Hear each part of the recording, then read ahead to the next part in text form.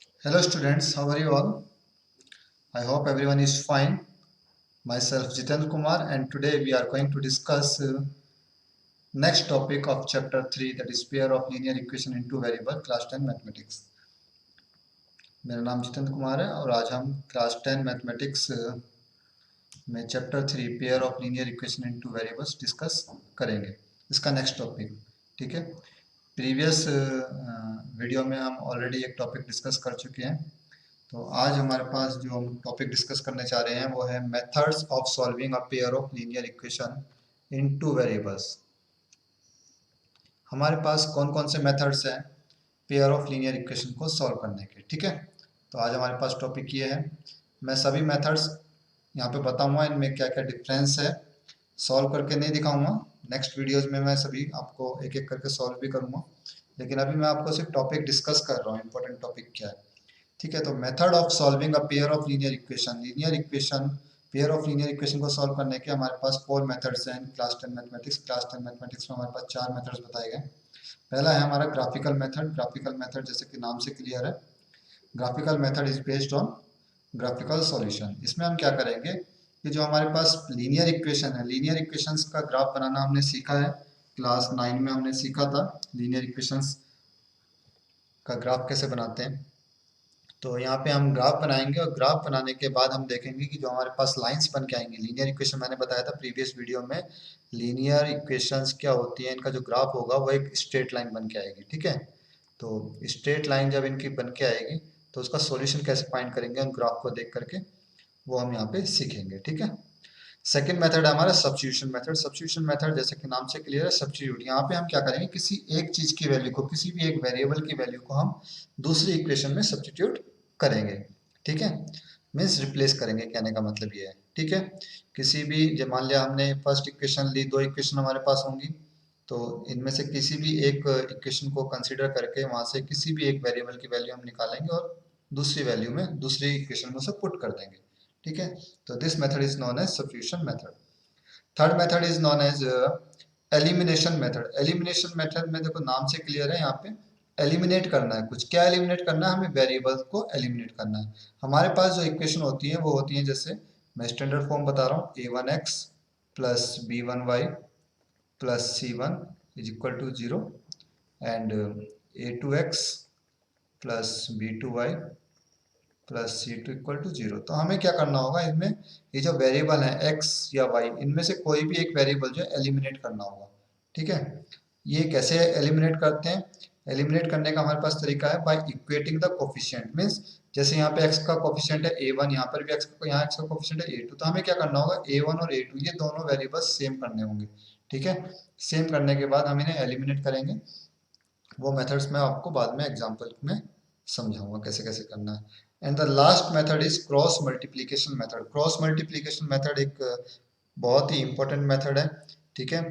और मेरे हिसाब से देखो, हम मोस्टली जो है इस मेथड का यूज करते हैं, सब्स्टिट्यूशन मेथड का या एलिमिनेशन मेथड का, लेकिन मेरे हिसाब से अगर देखा जाए तो क्रॉस मल्टीप्लिकेशन मेथड बहुत ईजी भी है सबके करने के लिए, और इससे बहुत जल्दी सॉल्यूशन निकल के आता है। इसमें ज़्यादा कुछ करना नहीं होता, हमें बस ये देखना है कि हमारी कैलकुलेशन कितनी, हम कितनी कैलकुलेशन फास्ट कर सकते हैं, ठीक है।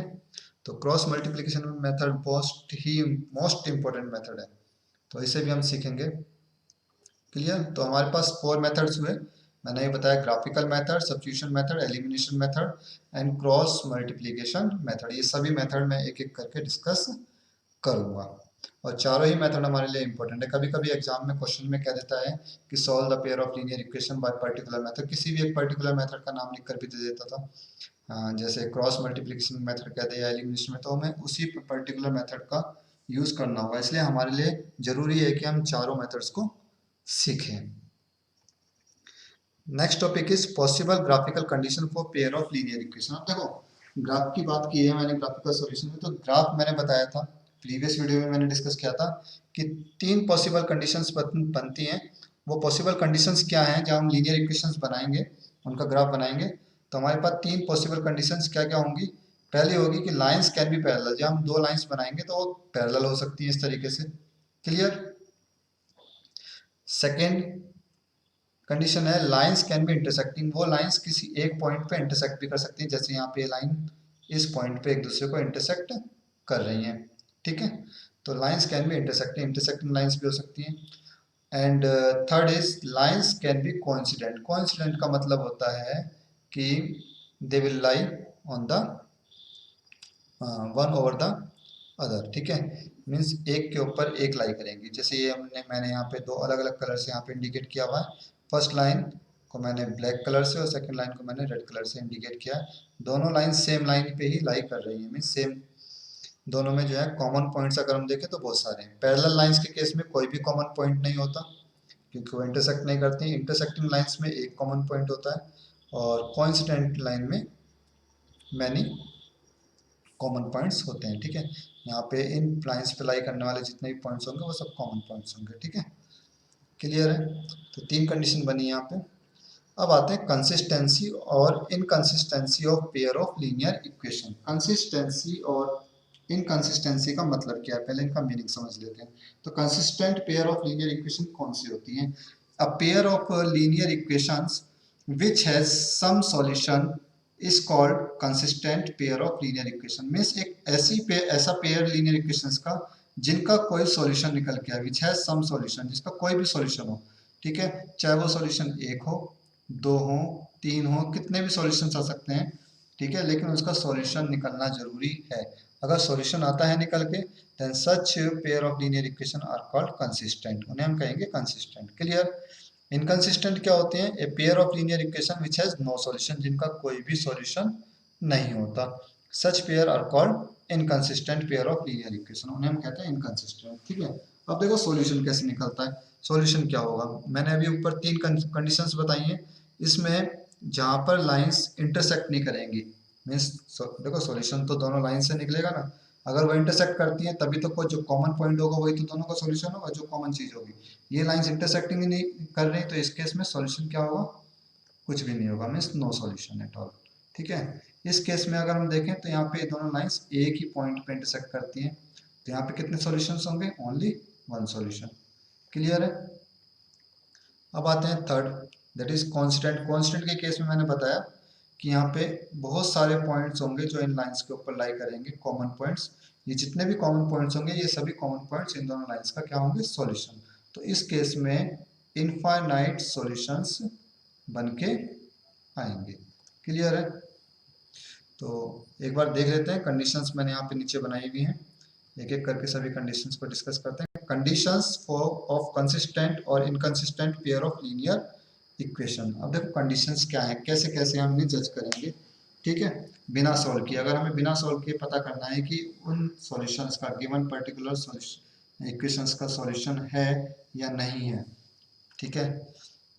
ग्राफ बनाना तो बात की बात है, सॉल्यूशन करना बात की बात है। पहले हम चेक करेंगे कि क्या उनका सॉल्यूशन निकलेगा भी या नहीं निकलेगा। Let we have a pair of linear equation. हमारे पास लीनियर इक्वेशन के दो पेयर हैं, a1x plus b1y plus c1 equal to zero and a2x plus b2y plus c2 equal to zero, ठीक है। हमारे पास ये दो पेयर्स हैं। क्लियर है सबको? Wait a minute. तो हमारे पास ये दो पेयर्स हैं इक्वेशंस के, a1x plus b1y plus c1 equal to zero and a2x plus b2y plus c2 equal to zero. Now तीन केस हमारे पास अराइज हो रहे हैं। पहला केस क्या है? अब देखो हम क्या करेंगे, इनके जो कॉफिशियंट्स हैं उनको कंपेयर करेंगे। किस तरीके से कंपेयर करना है? हमें फाइंड करना है a1 अपॉन a2, इनका रेशो फाइंड करना है, ठीक है। b1 अपॉन b2 ये फाइंड करेंगे और c1 अपॉन c2 फाइंड करेंगे। अब इनको फिर ऑब्जर्व करना है। ऑब्जर्व करने के बाद अगर पहला case, if a1 upon a2 is equal to b1 upon b2, अगर a1 upon a2 b1 upon b2 के इक्वल नहीं आता, does not equal to b1 upon b2। Clear है। अगर ये दोनों चीजें आपस में इक्वल नहीं है, ठीक है, ध्यान रखना, अगर ये इक्वल नहीं है, ये रेशो इक्वल नहीं है आपस में, then such lines are called intersecting lines. तो उस तरह की जो लाइंस होंगी, जो उनका जो ग्राफ बन के आएगा वो इंटरसेक्टिंग लाइंस का ग्राफ बन के आएगा। क्लियर है सभी को? कैसी लाइंस होंगी? इंटरसेक्टिंग लाइंस, मीन्स वो लाइंस इस तरीके से इंटरसेक्ट करेंगी किसी भी एक पॉइंट पे, okay. And there is exactly one solution, क्योंकि एक ही पॉइंट पे इंटरसेक्ट कर रही है तो उनका सॉल्यूशन भी कितना होगा? Exactly one solution. इनको हम कहते हैं यूनिक सॉल्यूशन होगा उनका। क्या होगा? Unique. Unique means one solution, okay. Clear है। If a1 upon a2 does not equal to b1 upon b2, c1 by c2 हमें कंपेयर नहीं करना उस केस में, अगर ये हमारे इक्वल नहीं आते।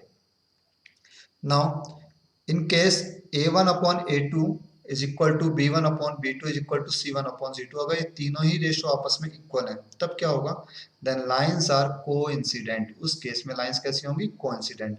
कोइंसिडेंट का मतलब है कि सपोज फर्स्ट लाइन हमारे पास ये है और सेकंड लाइन भी सी के ऊपर बन के आ रही है, दोनों लाइंस हमारे पास सेम है। क्लियर? तो such lines are called coincident lines and there are infinitely many solutions। इस केस में कितने सॉल्यूशंस बन के आएंगे, इनफाइनाइट सॉल्यूशंस बन के आएंगे। Is it clear?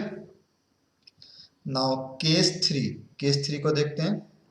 If a1 upon a2 is equal to b1 upon b2 does not equal to c1 upon c2। ठीक है, ध्यान रखना a1 अपॉन a2 ये रेशो इक्वल है b1 अपॉन b2 के, ये दोनों तो इक्वल हैं, लेकिन ये जो इन दोनों का जो रेशियो है वो C1 बाई C2 के इक्वल नहीं है। इस केस में लाइन कैसी होंगी, then lines are parallel. Lines कैसी होंगी, आपस में parallel. And there is no solution of those equation, और उन इक्वेशन का कोई भी सॉल्यूशन नहीं होगा। ये तीनों कंडीशन हमें दिमाग में बिठा लेनी है।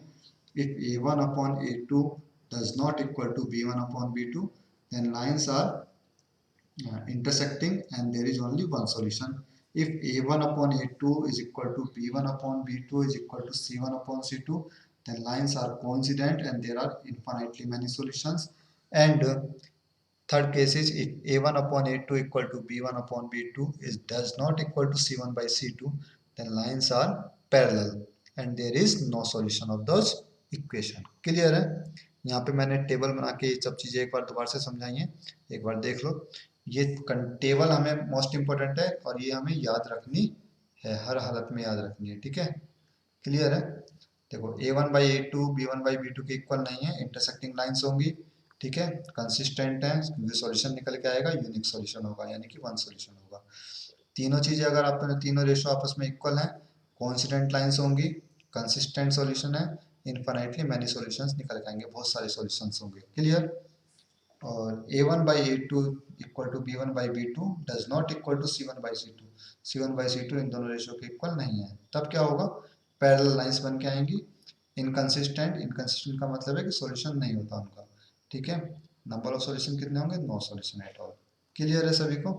तो ये हमारा आज का टॉपिक था, मोस्ट इंपॉर्टेंट टॉपिक था जो आज हमने डिस्कस किया है। इसी कंडीशंस पे पूरा चैप्टर बेस्ड है। अगर ये कंडीशंस हमें नहीं पता, ठीक है, तो हमारे लिए बड़ी दिक्कत हो जाएगी इन क्वेश्चंस को सॉल्व करने के लिए। ये कंडीशंस हमें याद करनी है कैसे भी, ठीक है, समझनी है, तो ध्यान देना। तो इस वीडियो में इतना ही।